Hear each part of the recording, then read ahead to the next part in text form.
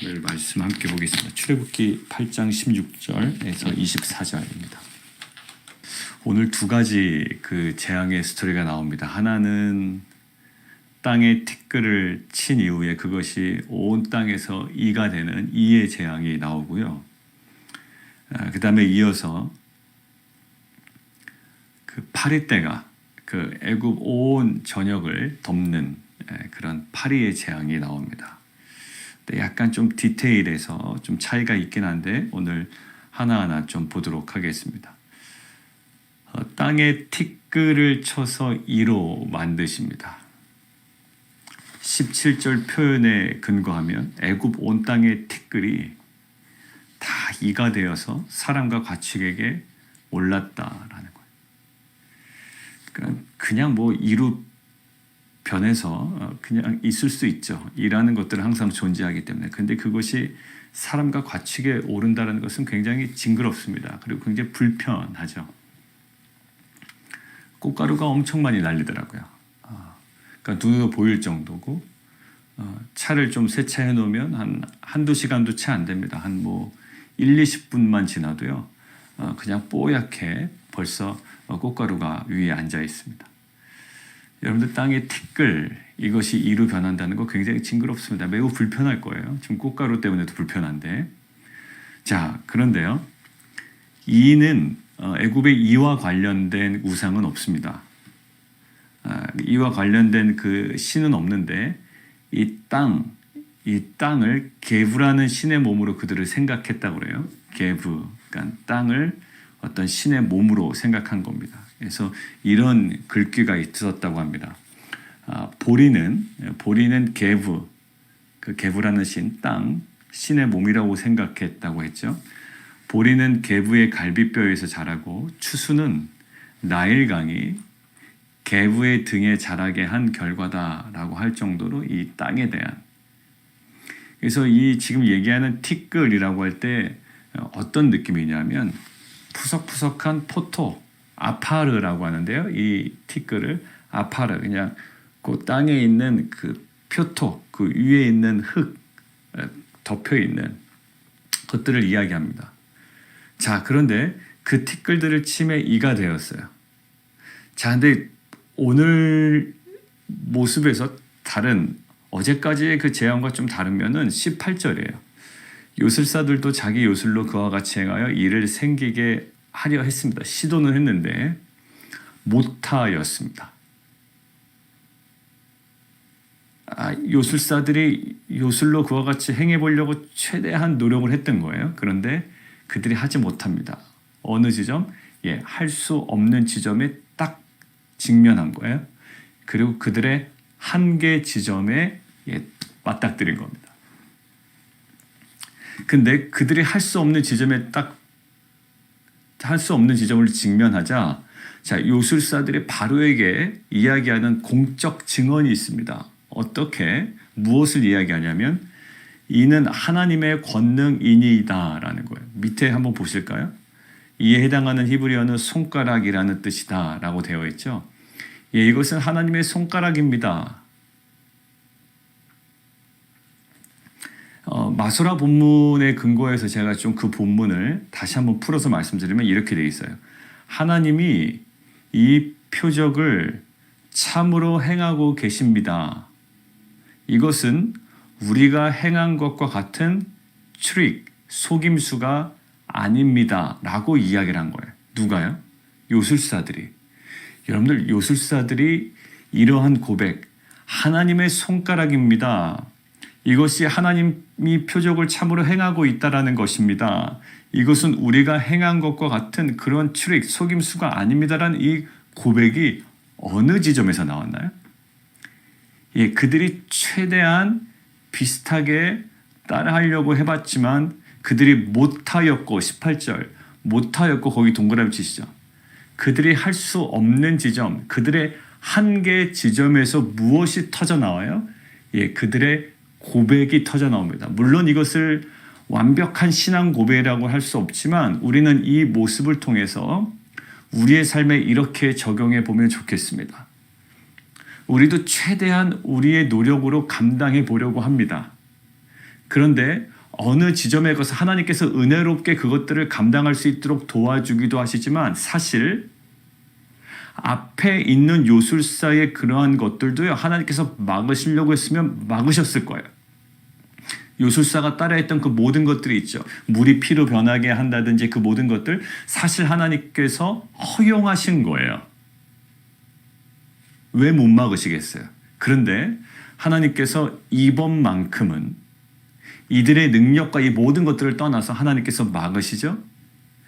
이전에는 그들이 감당했었고 우리가 충분히 노력해서 이뤄냈습니다. 그런데 할 수 없는 지점에 딱 우리가 직면할 때가 있어요. 우리의 한계 지점에. 그런데 이 한계 지점에서 우리가 이 본문을 통해서 좀 적용해 보면 우리 가운데 하나님께서 원하시는 삶의 모습이 있다는 거예요. 요술사가 이것은 하나님의 권능입니다 라고 행했던 것처럼 참으로 이 표적을 하나님께서 행하고 계시고 이것은 우리가 행한 것과 같은 속임수가 아닙니다라는 그러한 신앙의 고백 100%는 아니지만 하나님에 대한 공적 증언을 했던 것처럼 그동안에 별 문제 없었습니다. 우리의 노력도 어느 정도 있었고 그에 걸맞게 하나님께서 은혜로 덮어주셔서 이것들이 별반 어렵지 않게 잘 이루어져 왔던 거예요.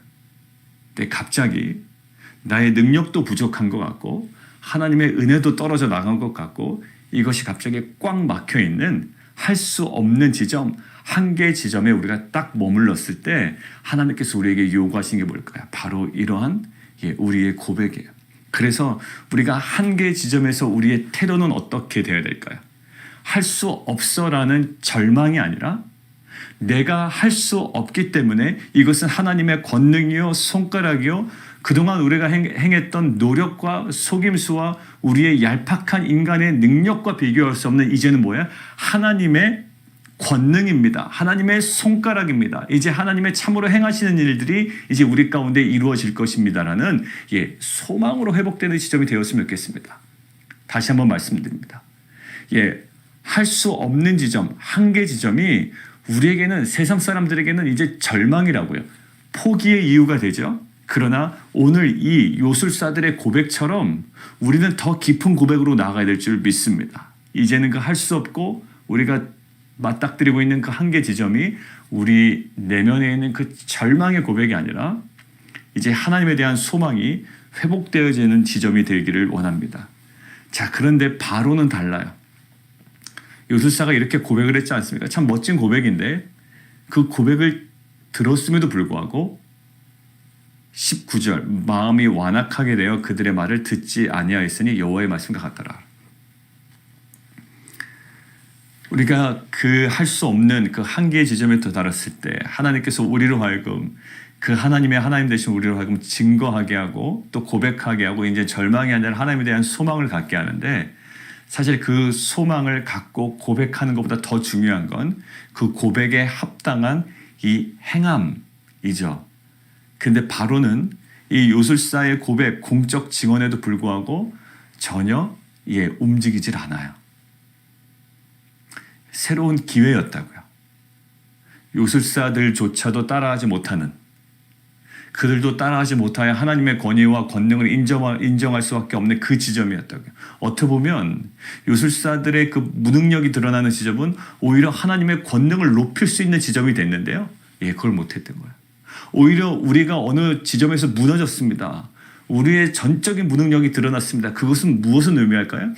하나님의 정말 권능을 찬양할 수 있는 지점이었거든요. 근데 마냥 절망 가운데 머물러 있다고요. 내가 컨트롤할 수 없어요. 내가 할 수 없어요. 그 지점은 우리의 무능력을 토로하고 절망하는 것이 아니라 우리의 무능력을 토로하지만 하나님의 그 권능으로 나아갈 수 있는 기회거든요. 여러분들 그 기회, 정말 그 관문을 정말 믿음으로 또한 여러분들의 신앙 고백으로 잘 통과해내는 귀한 공동체 되기를 원합니다. 자, 첫 번째 뭐였죠? 한계 지점이었어요. 우리가 한계 지점에 다다랐을 때 우리의 태도였죠. 두 번째요. 구별 지점이에요. 구별 지점. 자, 볼까요? 오늘 나타나는 두 번째 그 재앙은 어떤 재앙이냐면 파리떼 재앙입니다. 파리떼 재앙인데요. 다른 재앙과 좀 두드러지게 오늘 구별되는 것들이 있어요. 그게 바로 구별입니다. 다른 재앙과 구별되는 게 바로 구별이에요. 보실까요? 21절 후반부에 파리떼를 보낼 건데 애굽 사람의 집집에 파리떼가 가득할 거래요. 그들이 사는 땅에도 그러하리라. 그런데 22절이 좀 반전이죠. 그날에 나는 내 백성이 거주하는 고센 땅을 구별하여, 고센 땅을 구별하시겠대요. 그래서 그곳에는 파리가 없게 하시겠대요. 왜 구별하시냐면 이로 말미암아 이 땅에서 내가 여호와인 줄을 내가 알게 될 것이라 라고 말씀하십니다. 그러면서 다시 반복하세요. 23절 내가 내 백성과 내 백성 사이를 구별하리니. 그러니까 묵상할 때 반복되는 구절이나 표현이 있으면 거기에 주목하시라 라고 말씀드렸죠. 이것들을 우리가 간과할 수 없는 거예요. 자, 그 전까지는 그런 뭐였다라는 거예요. 예, 애굽 전체적으로 고센 땅과 구별 없이 전체적인 재앙이 내렸는데 이제는 이 파리떼는 어떻게 돼요? 예, 고센 땅에는 내리지 않는데요. 구별하시겠대요. 구별. 여러분들 구별의 끝판왕이 어디죠? 바로 6월절 어린 양, 마지막 장자의 죽음이에요. 애굽의 그 바로와 그 거기서 난 모든 가축의 장자들, 첫 번째 난 것들은 다 죽어나갑니다. 그런데 6월절 어린 양의 피, 그 문설주와 그 임방에 부른 그 바른 그 집들은 어떻게 됩니까? 거기는 넘어가요. 구별됩니다. 하나님의 구원의 방식은 뭐죠? 구별됨을 통해서 역사하셨어요. 다시 한번 설명합니다. 하나님의 이스라엘 백성의 구원하는 방식은 어떤 것을 통하여? 뭐 탁월하게 막 능력 있게 이게 아니라 아주 정확합니다. 구별됨을 통하여 그들을 구원하셨어요. 자, 그런데 오늘 보세요. 그것에 대한 하나의 딱 모습이 보여지는 거예요. 파리떼가 구별되어서 거기서 임하지 않습니다. 자, 이것들을 제가 묵상하는데 예전에 애굽에 살고 있던 이스라엘 백성들의 생각은 어땠을까요? 우리가 어떻게 하면 저 애굽 사람처럼 똑같이 될까? 애굽 사람 닮아갈까? 애굽 사람처럼 될까라는 것들이 아마 그들의 갈망이 아니었을까요? 왜? 자기들은 노예고 저 사람들은 권위가 있고 힘이 있고 우리를 부리는 자들 아니에요? 야, 어떻게 하면 저 애굽 사람처럼 될까라는 것들이 그들의 마음 한켠에 계속 갈망으로 작용했을 겁니다. 그것들을 묵상하다가 우리의 모습을 보니 우리의 모습이 그 모습과 흡사하단 말이에요. 우리는 신앙을 갖던 초기에는 어떤 모습이 있냐면 어떻게 내가 이 신앙생활을 열심히 해서 저 세상 사람들처럼 될까? 저 세상 사람들처럼 더 부유해질까? 저 사람들처럼 어떻게 성공할까라는 항상 우리 애굽에 대한 동경이 있었다고요. 그러니까 이 애굽에 대한 동경을 무엇으로 해소해? 나의 능력으로 안 되니 이제 하나님의 힘을 빌어서 애굽에 대한 동경을 해소해 보려고 하는 뭔가 좀 맞진 않지만 그릇된 관점이 우리 가운데 있었다는 거예요. 여전히 애굽에 대한 동경은 있습니다. 그렇지만 나는 안 돼. 그러니까 애굽에 대한 동경을 이제 하나님이라는 힘을 빌려서 하나님한테 잘 보여서 내가 애굽처럼 되는 것, 이것이 우리의 신앙의 초기 모습이었다면 이제는 우리가 신앙을 계속 갖다 보면 어떤 모습으로 갑니까? 맞아요. 처음에는 하나님께서 도우셔서 나 애굽 사람처럼 됐어요 라는 게 신앙의 어떠한 그 간증의 모습이 나타날 수도 있단 말입니다. 세상 사람들처럼 성공하고 세상 사람들처럼 높아지고 세상 사람들처럼 많이 가지고. 근데 우리가 신앙이 깊어지면 깊어질수록 이제 애굽처럼 된 것을 간증하는 것이 아니라 우리의 간증의 내용이 뭘까요? 그들과 같지 않은 이 구별됨을 우리는 간증한다고요. 자, 하나님의 힘을 빌려서 신앙의 힘을 빌려서 어떻게 하면 세상의 가치와 힘과 명예의 세상 사람처럼 될까라고 하지만 이제는 세상과 달라지는 거예요. 왜? 하나님은 이스라엘 백성을 구원하실 때 애굽처럼 되기를 원하지 않으셨어요. 애굽과는 구별된 삶을 통하여 구원하셨고요. 애굽과는 구별시키셔서 6월절 어린 양을 통해서 완벽한 구별을 통해 구원하셨죠. 이제 우리에게 요구하시는 것이 뭘까요? 이제는 우리가 세상과 달라짐으로, 세상을 따라가는 발걸음이 세상과 달라짐으로 또 세상과 구별됨으로 구분됨으로 결국 오늘 22절처럼 이 땅에서 내가 여호와인 줄을 네가 알 것이다. 무엇을 통해서 그것이 증거된다고요? 세상처럼 돼서 하나님이 하나님 되심이 증거되는 것이 아니라 우리가 세상과는 달라지는 모습을 통하여, 세상과 구별되는 모습을 통하여 하나님이 하나님이심이 증거된다라는 거예요. 오늘 마태복음 함께 볼까요? 마태복음이요. 5장입니다. 3절이에요. 심령이 가난한 자는 복이 있나니. 자, 보세요. 지금 복이 있다, 이들은 복이 있는 자다라는 것들이 무엇을 통해서? 세상 사람들처럼 되는 것을 통하여 복이 증거되는 것이 아니라 세상과는 다른 방식으로 복이 증거된다면, 이것이 이스라엘 백성을 구원하는 방식, 구별됨을 통해서 구원하셨고요. 구별됨을 통해서 출애굽을 완성을 이루셨고요. 그리고 이 신약시대를 살아가는 우리들에게도 내가 도와줄 테니 너는 세상 사람들처럼 될 거야 라는 것이 아니라 철저하게 세상과 구별됨을 통해 우리가 하나님의 백성임을 하나님께서는 드러내신다고요.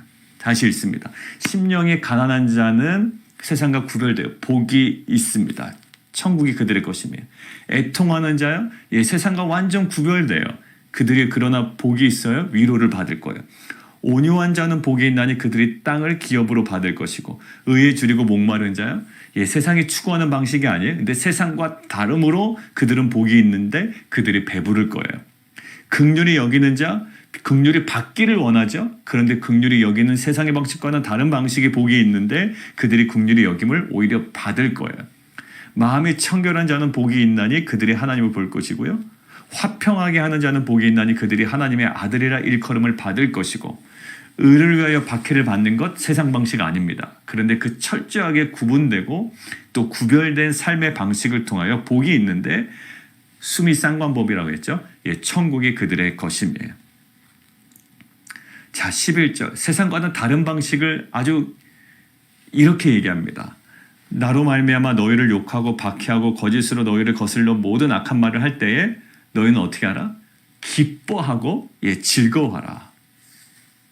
기뻐하고 즐거워하라. 미친 거 아닙니까? 근데 이러한 세상과 다른 방식을 기뻐하고 즐거워, 이 세상과 구별된 방식을 기뻐하고 즐거워하고 영광스럽게 생각하라는 거야. 왜? 하늘에서 너희의 상이 크도다. 전에 있던 선지자들도 이와 같이 박해하였느니라. 자, 그러면서 여기 결정적인 문구가 있습니다. 맨 뒤에 보면 16절. 이같이 너희 빛이 사람 앞에 비치게 하여 그들이 너희의 무엇을 보고?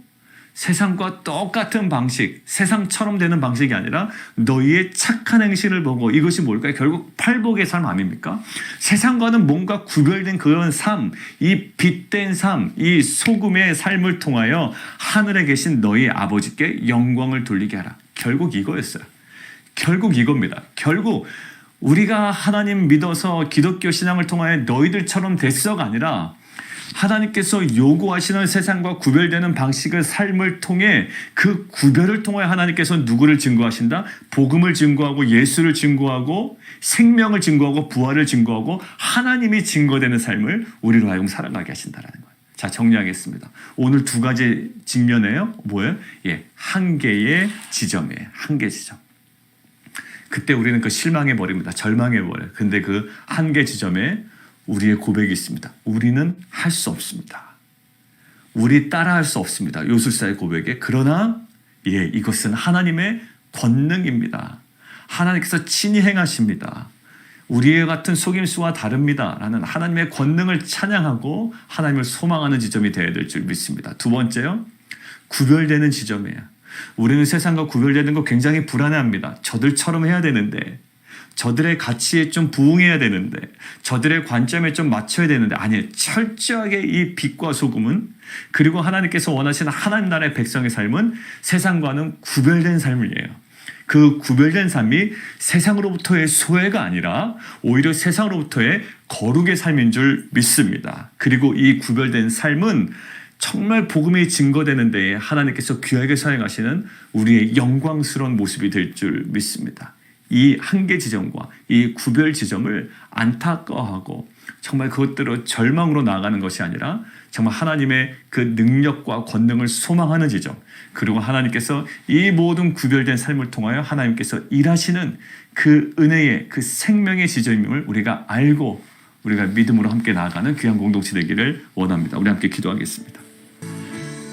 자, 두 지점을 오늘 우리가 바라봅니다. 한 개의 지점에 요술사가 고백하죠. 그러나 그때 요술사의 고백이 100%의 신앙 고백은 아니지만 하나님의 권능을 공적으로 증언합니다. 우리가 경험하고 있는 한계 지점에서 우리 안에 터져나와야 되는 고백이 무엇일까요? 바로 이러한 고백입니다. 할 수 없습니다. 그러나 그 하나님의 권능 앞에 우리가 찬양하며 경배하며 일하실 하나님을 소망하는 거죠. 두 번째는요, 구별 지점이에요.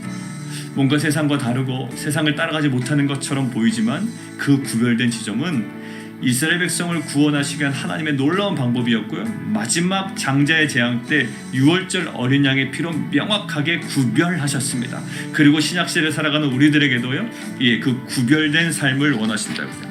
세상과 동일해짐으로가 아니라 세상과 달라짐을 통해, 그리고 세상과 구별됨을 통해 빛과 소금으로 하나님께 영광을 돌리게 하고 증거하는 삶을 살기를 원합니다. 하나님, 이것을 우리가 영광으로 알게 하여 주시옵소서. 세상과 구별된 이 삶이 세상을 따라가지 못하는 우리의 연약함이 아니라 오히려 세상과 구별된 거룩의 삶인 줄 알아 영광스럽게 그 길을 걸어가는 귀한 공동체 되게 도와주옵소서. 우리 함께 기도하며 나가도록 하겠습니다. 우리 함께 좀 기도할까요? 우리가 복음의 가치에 사로잡히지 아니하고 세상의 가치에 사로잡히게 되면 아주 무분별하게 세상을 닮아가려고 하고 세상을 따라가려고 합니다. 이것이 직장이든 사업이든 우리 자녀의 어떤 그 학업이든 그런 방식으로 따라가게 되어 있습니다. 왜? 세상의 가치가 우리를 지배하고 있기 때문이죠. 그래서 우리는 세상을 닮아가려고 하고 최대한 세상처럼 살아가려고 하고 세상처럼 성공하려고 합니다. 온통 우리가 생각을 하고 있는 거예요. 근데 우리가 그렇게 생각하고 설정해놓고 계획하고 목표 삼았던 것들이 있다면 오늘 이 말씀을 통해서 다시 한번 내려놓기를 원해요. 이제는요, 세상처럼 세상을 닮아가는 방식으로 우리의 삶을 증명해내는 것이 아니라 우리에게 증명 방식은 달라요. 세상과 다른 방식입니다. 남들이 그렇게 돈을 벌어도요, 우리는 그렇게 돈을 벌지 않으려고 구별된 방식을 살아가는 거예요. 이렇게 하면 성공할 수 있다라고 하지만 그거와는 다른 방식으로 살아가는 거예요. 그것이 바로 빛과 소금입니다. 세상에서 얘기하고 세상에서 주장했던 방식으로 성공하는 것으로 뭐 하나님의 은혜를 증거할 수가 있겠어요? 세상의 논리만 더욱더 강화시키는 거 아닙니까? 우리가 다시 한번 돌아가야 됩니다. 우리는 여전히 구별된 방식으로 살아가야 되는 자들이고요, 그 방식을 통해 하나님을 증거하는 자들이라고요. 하나님, 우리 가운데 그 깨달음을 허락해 주십시오. 그냥 알고만 있지만 우리의 실제 삶의 현장에서 아무것도 하지 못하는 우리의 연약함을 정말 주님 고백합니다. 불쌍히 여기시고 정말 하나님 우리 삶에 정말 주 앞에 나아가는 돌이키는 그러한 결단이 있게 하여 주옵소서. 우리 함께 기도하며 나가도록 하겠습니다.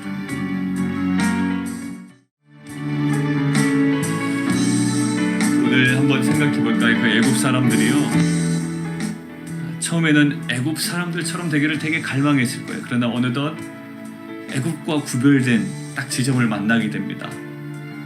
화를 때가 임하지 않는 거예요, 우리 쪽에는. 그래서 이들의 어떤 마음이 들었을까요? 애굽과 다름이 이들에게는 상처가 되었을 거예요. 과거에는. 이제는 애굽과의 다름이 이들에게는 영광이 됩니다. 하나님의 백성이라는 그 확신이 드는 거예요.